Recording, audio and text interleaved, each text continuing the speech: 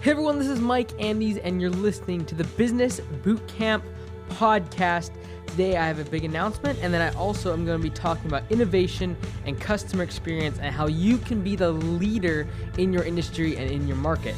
Now, before we get into today's show, I want to say a big thank you to Vast Conference. It's a new sponsor for the show, and they have an incredible product that I want you to check out. Essentially, they do instant conference calls that have better quality audio than this podcast, which isn't maybe saying a whole lot, but it has a whole bunch of great features. We're going to dig into those in the future. But if you haven't already heard about them, they're a great company.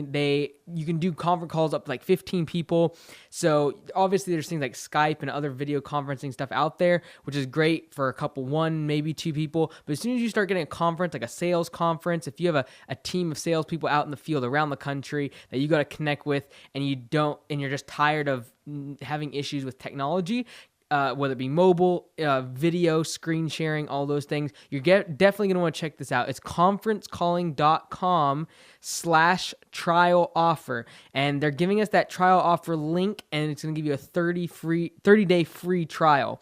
So you can do that, or if you call their sales reps, if you want to talk to someone directly about it, and just mention Business Bootcamp Podcast, they will also give you that free 30-day trial. It's pretty cheap even without the trial.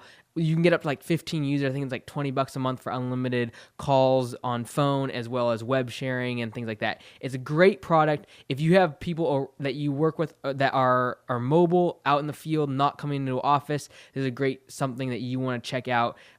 Great for screen sharing, something that is very valuable, as well as people can just call in for a conference call, and also it's not going to get muddled up in bad audio. So you definitely want to check it out, conferencecalling.com/trial offer. Now, today I have a big announcement. I do this about 2 to 3 times a year, where I ask people to come on the show, essentially to have calls where I can answer them and answer your questions. So during the last couple days of December and into January and February, I'm going to probably do about 5 to 10 of these calls where you can come on the show, and I will give you a call. We'll set it up and give you a call on how to start, grow, or save your business, answer your question, and it'll be about 15 to 20 minutes long. So if you do have questions, make them concise. I can't do these hour-long audio calls like I used to in the past. So 15 to 20 minutes, and so if you would like to come on the show and be recorded for the podcast, just email me at businessbootcamppodcast@gmail.com. The subject can be something along the lines of live podcast call. And this is important, in the email, you need to put your cell phone number or a number that I can call you at. So make sure you have your cell phone number and then a brief 2 to 3 sentences of what question you have in your business. Give me a little bit of context, 2, 3, maybe 4 sentences, and then we will choose who we will be calling throughout the next couple months. You might not hear from me for a few weeks, even if you're on the show, because we'll just basically a few days before recording, I'll contact you, set up a time, and we'll go from there. I can't get to everybody, but I will try to get as many as I can throughout January and February. So if you would like to come on the show, you have a business in any industry, and you want to start a business, even start, grow, or save your business, and you have a question that you feel like I could give you a little bit of input on, make sure you email me at businessbootcamppodcast@gmail.com. In the subject line, put live podcast call, and make sure you include your cell phone number in the body of that email. So definitely want to do that if you have been a long time listening to the show. I know I do a lot of those personally, as far as not recording them and not putting them on the show, but I want to make this opportunity to share some of that behind the scenes, kind of what I do with the whole podcast audience. So definitely, if you have been thinking about that, if you've emailed me a lot of times and you kind of don't hear from me now a lot, and you want to actually talk to me in person, hit me up there. So I'm looking forward to that. Now, today, we are going to be talking about something my business has been doing a lot of, and just kind of an update before I jump into things right away. Sorry to jump around, but I do want to update you all a little bit on what I'm up to right now. Augusta is kind of in its slow season right now. Holidays, we kind of take a week to 2 weeks off. unless it snows, of course. But it's pretty. The guys are out of town. That's when they kind of take their break. Is usually Christmas and New Year's. I just got back from a trip, and then I'm leaving now to go to Europe for a week. I get back from Europe, and the week after I will be heading to Dallas for a conference down there for franchising and things like that. And so it's just a busy time, and so that's been good. It's been very, very busy online. As you guys know, I have landscapebusinesscourse.com, where I teach people how to start a landscaping business, a lawn care business, and scale it up to $100,000 in monthly revenue.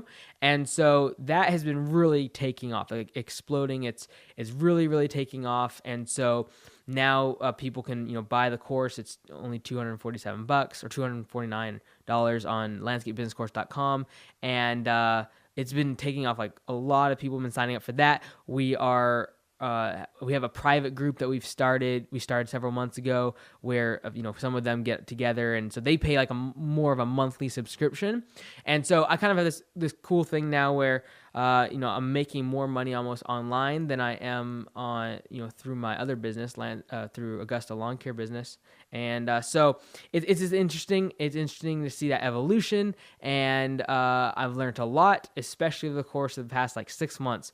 The landscape business course has really taken off. Sponsorships, obviously, on the podcasting is including that, and consulting and stuff like that. But I've really scaled the consulting back and been a lot more choosy in who I give my time to, and really focus more on scaling up the course because it's just more scalable and I don't have as much time invested in it. So that's been really interesting, and I really look forward to 2018.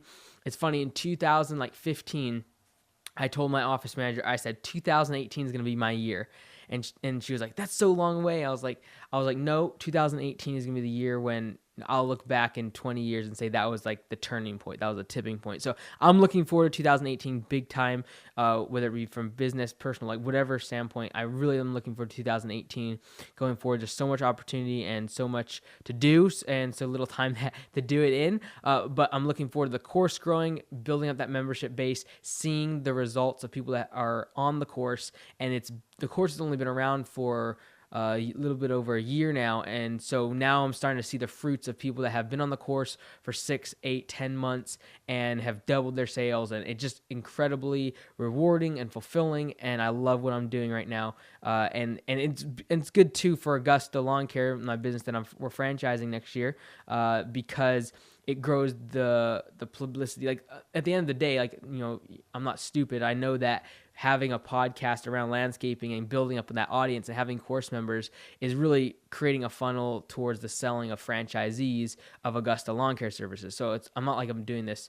I didn't start it for fun. I didn't start the course for fun. Like I know as far as strategically where I want it to go, and the audience will obviously know, like, and trust me, hopefully, over the course of years of learning from me, and then, get a franchise from Augusta Lawn Care. So that's a long-term goal. It's nice to, when you do have this secondary business that started off as like kind of second flow of income with the course and podcasting and consulting and things like that, when the income from that is substantial, it's nice because it takes the pressure off Augusta Lawn Care, that is a much more capital-intensive business. Lots more equipment, more people involved. I can't just like use freelancers and people away from, just on freelancer.com and different, freelancers. I can't just use them like I do for the podcast and for the course to design things and basically be my employees. Whereas the landscaping business, it takes more people, more equipment, a lot more capital intensive. And as we franchise, it'll take more money there. So it's just a very interesting and nice place where I'm at right now. Very fortunate and blessed to be in a place where the online portion kind of pay for my personal expenses and do that, and then I can really put all the money back still into Augusta Lawn Care. So a lot of you have asked me kind of how that kind of works as far as me running the two operations, and people ask me like how can you be running a landscape business course and answer my question within minutes if I'm a course member, but then yet you're running a 7-figure company and you have employees and you're trying to franchise and all this. And so the reason for that is because the money that I do get from online is really what is keeping me personally, so I don't have to take any money out of the company. So it's a very fortunate position for me to be in, and it's allowed us to scale very quickly and really look at the market in a very holistic and large way going into 2018. So little update on me there. But let's jump in for you guys. What we're talking about today is innovation and customer experience. Now, when you talk about innovation, people think in very abstractly a lot of times and very big. They think about massive jumps in technology, and innovation it corresponds with innovator or creating a product or a service or something that's completely brand new, revolutionary, and a complete new invention. Now, I think that's obviously valuable, and that's the way society progresses and our economy progresses. However, I think as small business owners, we shouldn't be so much interested in creating as much as taking things that are already created and that are new technologies, but then adapting them, even if they're not on the cutting edge, but adapting them, using them for our business and ahead of the curve in our industry. So what I mean by that is, for Augusta Lawn Care Services, we're constantly trying to do that as far as how do we use social media, how do we use texting, how do we use calling, how do we use GPS mapping navigation to get a slight edge. It's not new technology by no means, but how can we use that to automate and systematize the estimating process, the quoting process, the hiring process, the billing process. How do we systematize all that using this new technology and create a seamless customer experience using new technologies and platforms and innovations? So as we've been going through this, especially in the past years, we've been ready to franchise and getting systems in place and trying to really create a brand and really nail down the business model. I've been looking at a company called Dominos Pizza, if you haven't heard of it before. But Dominos Pizza, obviously they're not in our industry. They make pizza, obviously, in their restaurant, and they have tens of thousands, over 10,000 franchisees, and it's a much larger company than us and all of that. However, I look at them in the past few years, what they've done to really turn around their business. Their stock price was like $10 a share, and now it's around $200 a share in just the past couple years. And the reason for that is because I truly believe they focused on two things: innovation and customer experience. And when they looked at innovation, they asked themselves the question, what can they do with existing technology, even if it's not cutting edge or brand new? What can we do with the innovation that is currently available? And how do we make it more accessible for our customers to make the customer experience, to make the buying process as seamless and smooth as possible? And so the question I want you to ask yourself today, as I talk about some of the things that we're doing in Domino's Pizza that we are modeling after, I want you to ask yourself this question: how can you use technology? And when I say technology, I mean, this is really broad. How can you use technology to make the buying process for your customers smoother, more accessible, and more convenient? Okay, so when people talk about innovation, they think that you got to create the next big thing, the next social platform, the website thing that is brand new. I don't believe that. I think you should be looking at other industries, seeing what works, and then adapting it for your industry first, essentially before everyone else in your market is doing it, being ahead of the curve. For instance, Domino's Pizza, they now offer Alexa voice. So all Amazon products that they sell, like they have the Dot or the Echo and the little gadget speaker things that are also voice assistants, use Alexa. And then they're also experimenting with Google Home. And essentially using those platforms, someone can just be in their house and just say the words, order me a pizza from Domino's. They can make the order, check out, and it be delivered to them all through just that piece of technology, Alexa or Google Home. Now, voice recognition, Siri, all of that has been around for years. They're not new to this game. They weren't the ones that created voice recognition. They just used the platforms that were available and were first in the restaurant space, especially the delivery space, to make it very accessible and create these platforms to be used with their customer experience. So they used, Alexa, Google Home, voice assistants. Now they're playing around right now with self-driving vehicles with Ford. They're testing out how to deliver pizzas using self-driving vehicles to make it more efficient, faster, and make the customer experience just a little more pleasant. Because think of it like this: if you're in 10 years, this is going to be commonplace where you have an Alexa voice or some sort of voice recognition speaker in your home or device. You order a pizza via voice, check out, it's delivered to you 20 minutes later using a self-driving vehicle, and it's more efficient. the customer experience is pretty cool because it's pretty cool not to even have to like interact with someone. And this is another question you should be asking yourself. How do you take time out of the buying equation? So when it comes to buying, people are, there's all sorts of factors. The main two are price and time. Is it because as humans, we're always looking for how do we conserve time and how do we conserve money, right? As people get more money, they start valuing time more, and so that you got to look at your market and see where they're at on the sociographic scale, because if they have more money, they're going to be valuing time more, and if they have lots of time, they are going to be valuing money more. But when that comes to the buying decision, I always ask myself, how do I take time out of the equation? How do I make the buying experience as seamless and as quick as possible, and then follow up with that customer and create a wow experience, create a customer experience that is phenomenal? And so Domino's Pizza has also allowed their customers to make orders via tweeting. So you can go onto Twitter and literally order a pizza. You can do a Facebook message from their website. They have a really cool thing how you can like choose your toppings and everything, check out, and that order is then, obviously pushed right to the Domino's Pizza facility. They create it, deliver it to your door.